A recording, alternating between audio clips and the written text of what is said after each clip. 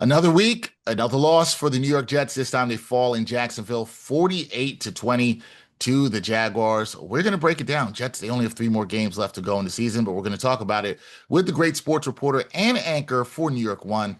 My good friend Stefanie Manisero joins me now. Steph, how you doing? Hopefully better than the Jets. How's it going? Yeah, definitely better than the Jets. It was nice to wake up to some snow today. It was nice to see some snow today. Although I will say the weather in Jacksonville looked just fine. I There know. were people in the Yeah. pool at the game that looked just fine to me. They had more fun than the Jets, and the Jaguars rolled all over the Jets. But I'm going to try to find some positives, or at least try to with you in this one. And let's talk about Brady Cook, because the rookie QB, he got his first start of his NFL career. He threw his first touchdown in the league. That's a nice moment for him. And some Jets fans might have been looking for him to give them some hope, some positivity.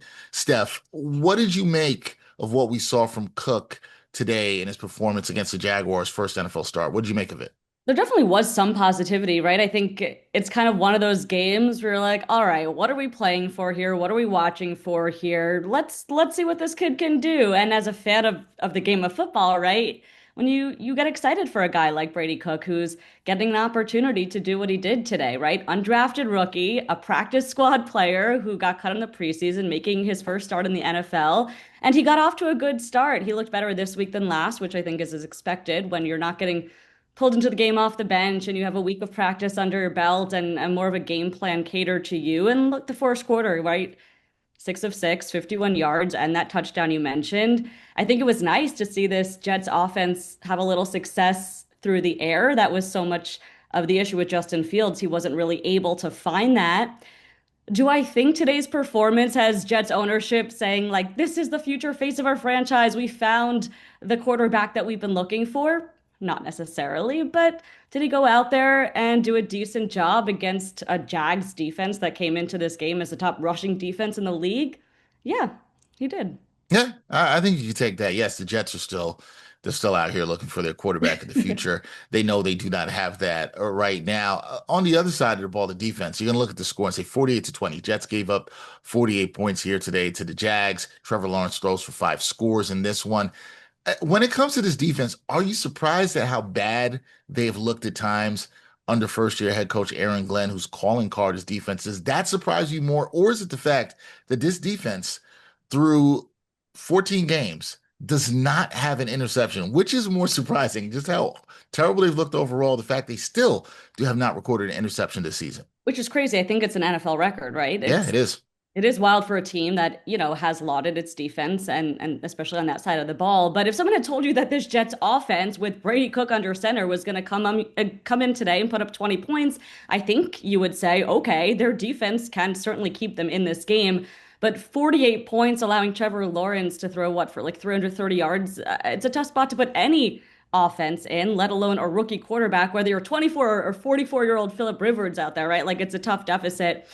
Heading into this one, I did think the Jets defense would match up well against this Jags offense. They did have a few chances there to make it a one possession game and kind of shot themselves in the foot as the Jets have tended to do this season. Travis Etienne, I mean, just explosive, couldn't stop him, catching passes, running over. I think it is upsetting. It's frustrating, right? That the lone bright spot, your defense, allows a team to put up 48 points against you. Yeah, not what you want here, even at this stage of the season where you're playing for pride. And speaking of that, playing for pride, the Jets, as I mentioned, now 2-12 on the season. What should fans keep their eye on the rest of the way with the Jets? Because it's not like there's a quarterback on this roster. Brady Cook, you just kind of talked about what he is. We know what Justin Fields is. We've seen Tyrod Taylor. What should Jets fans be looking at with this team that maybe could give them some hope for the future? I don't know that I'm keeping my eye on necessarily anything different than we've been talking about since the trade deadline, really, at this point, right? The biggest question mark surrounding this team is still the future, right? What pieces are they going to go out there and get? Right now, they have a lot of draft picks over the next few seasons. We've talked about this, right? Like they have to draft wisely. And not only that, they have to then develop players well. So I don't know that these next three games, I mean, we're talking about games with the Saints, which is a winnable game, though I have to say the little I've watched Tyler Shuck, I do like the way he moves. But the Patriots and the Bills, I don't know how much success we're going to find against them at this point in the season. If anything, over these next 3 games, I guess we were looking for flashes of success that you could take into next season. Again, frustrating that on the defensive side of the ball, which was supposed to be your stronger side, that it's just not been working out. Special teams, if anything, has been what's been keeping this team in most of these games that they've been competitive in. Yeah, special teams has been a bright spot for the Jets. They even had a touchdown taken away today on a return that could have been huge for them. But the Jets now 2-12, just 3 games left in the season. It's been a rough season for Gang Green fans. And hopefully, if you're a Jets fan out there, you can find some bright spots over the final 3 games. Jets play next week down in the Big Easy against the Saints. We'll see how that goes. That is Stefanie Manisero. Check her out on New York One. Fantastic sports reporter and anchor for them. Steph, don't know if we'll talk that much more about the Jets for the rest of the season, but I hope the next time we talk, there's something a little bit more positive to say. It'll be an interesting off season at the very least. But that is true. Thank you. Thank you.